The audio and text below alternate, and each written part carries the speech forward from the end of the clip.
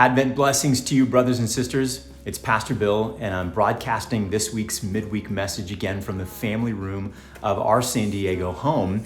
You can see behind me that we do a lot to decorate in our home around the Advent and Christmas season. And one of my favorite signs that we put up every year in our home is the one behind me. It's got some lyrics from the song, "O Holy Night." And it says, "A thrill of hope, the weary world rejoices." There is tension in this season, a lot of mixed emotions, I think, for a lot of us. And that sign reflects that tension well. There's a thrill, there's hope, there's weariness, there's rejoicing. I don't know where you are in this particular year's Advent journey or this Christmas season, if you're feeling thrilled or hopeful or just weary or rejoicing, particularly for those of you for whom the holidays are a difficult time.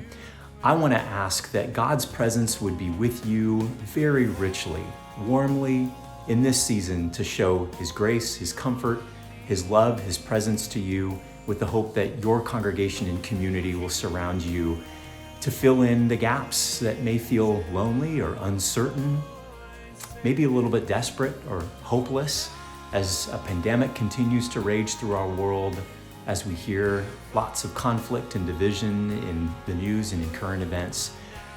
May the spirit of comfort and hope surround you and be with you. If you're hurting or struggling during this Christmas season, I really encourage you to reach out to me, reach out to your deacon, reach out to our congregational caregiving team, reach out to a family member or a friend, and let somebody who loves you know that this is a year when you could use some extra support.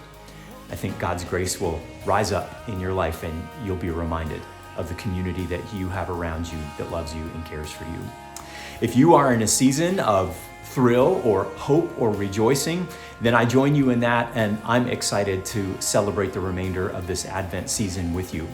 Looking back again just a moment, this last Monday was St. Nicholas Day. Maybe you don't spend a whole lot of time thinking about St. Nicholas during Advent or during the Christmas time. We, of course, have Santa Claus in our culture, and reminders of Santa are everywhere. But every year around this time, our family pulls out this really great book called The Legend of St. Nicholas, a story of Christmas giving. It's a historic account of the man, St. Nicholas of Myra. And I'll read just a portion of the very back of the book for you.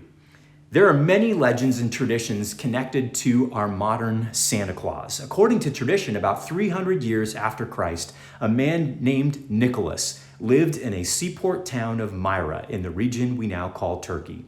He's believed to have become the Bishop of Myra and was later called Saint Nicholas. Nicholas was known as a friend to the poor and the helpless.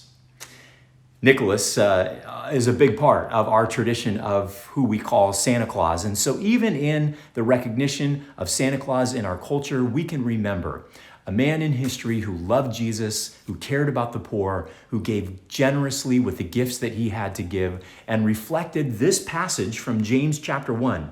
Every good and perfect gift is from above, coming down from the Father of the heavenly lights, who does not change like shifting shadows. So let's again put our hope this year in the God who is the giver of every good and perfect gift, and follow in the example of St. Nicholas, who followed in the example of Jesus, giving what we have to give to the poor, to the hopeless, to the lonely, to the isolated in the world around us.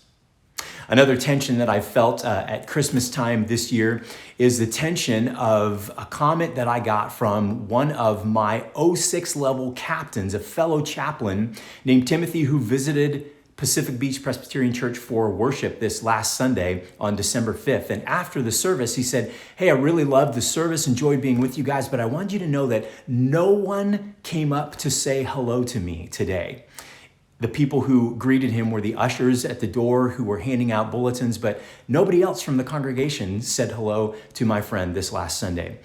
And so I felt the tension of loving our congregation and certainly not wanting to shame anybody and missing the chance to say hello, but also needing as your pastor to remind us as a congregation that we need to have a culture of hospitality and be on the lookout every Sunday for folks, especially during this season, who may be coming to a new church, engaging in a new community, taking that courageous step of walking into an unfamiliar setting, let's make sure that we're paying attention to those new folks and doing what we can with the love and hospitality that I know is in your hearts to go, to extend a hand, to offer a hug, to give a smile, to welcome folks into the community of Pacific Beach Presbyterian Church, even if they're just visiting for one Sunday.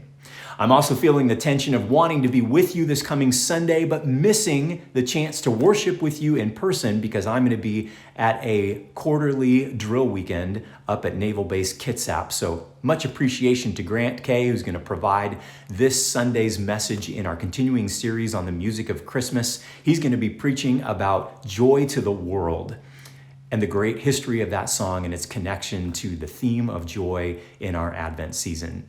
So make sure that you come a little bit early to hear the great mini concert that's going to happen before the service and the great music that's going to take place that Esther's coordinated throughout the service too. I'll be back with you on Sunday the 19th to talk about Hark, the Herald Angels Sing, and to look ahead to Christmas Eve and the remainder of the Advent season. I want to wish you a happy birthday this week, tomorrow on Thursday the 9th to Luke Cowell and Meri Murch, and on Friday, the 10th of December, a happy birthday to Alex Forbes. Brothers and sisters, it continues to be a huge privilege to serve as your pastor, to go through this season with you, to remember and to celebrate God's promises in Advent as we look ahead to that evening of celebration on Christmas Eve, welcoming again the presence and spirit of the God who is with us, Emmanuel. Blessings as the day continues. Have a great rest of your week. I look forward to seeing you really soon. Bye.